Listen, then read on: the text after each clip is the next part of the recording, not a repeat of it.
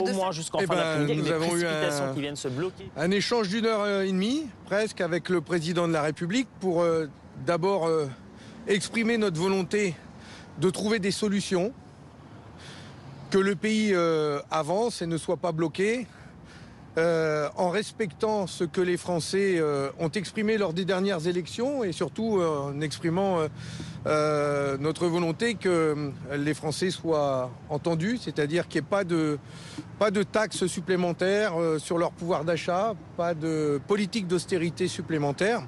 Ce que l'on veut, c'est que ça avance. Nous ne sommes pas venus en lui disant que nous voulons mettre en œuvre tout notre programme et rien que notre programme, mais plutôt pour dire comment on fait pour avancer. Et vous, Monsieur le Président, est-ce que vous êtes prêt, vous, à bouger? Et c'était d'abord pour le faire parler et savoir si lui, il est prêt à opérer des changements dans sa politique et à entendre ce que les Français disent depuis maintenant des mois. Voilà. Est-ce que vous laissez Français d'avancer? Le président de la République écoute aujourd'hui les forces politiques et les groupes qui acceptent de venir discuter avec lui. Et donc, il fera une proposition là, peut-être dans la journée, demain, de méthode en tout cas. Et ce qui compte maintenant, c'est de savoir si son camp est prêt à bouger, s'ils sont prêts à remettre en cause un tant soit peu la politique qu'ils mettent en œuvre depuis des années maintenant. Vous avez proposé la plateforme de l'IOT, la plateforme pour pouvoir donner l'avis de tous les groupes parlementaires. Est-ce que vous avez dit, je suis d'accord avec cette idée de l'IOT et la plateforme sera en ligne?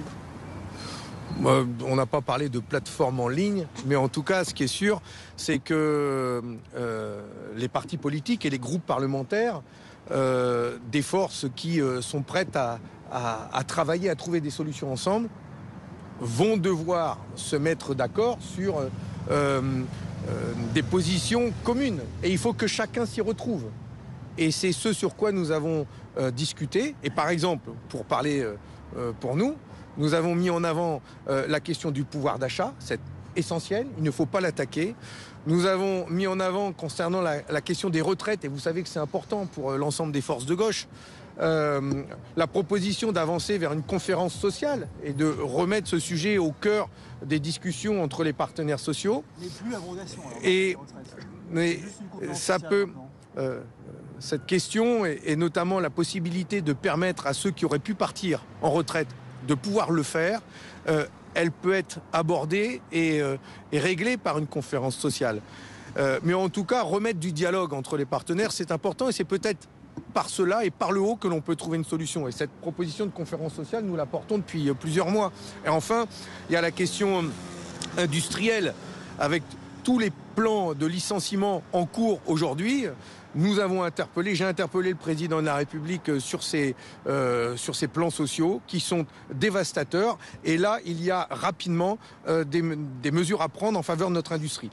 Concernant les finances, il sera très important, dès le début de l'année, de mettre en place un projet de loi de finances rectificatif rétroactif, c'est-à-dire qui reviendra sur des mesures correctives dès le 1er janvier pour que personne ne soit impacté par cette motion de censure.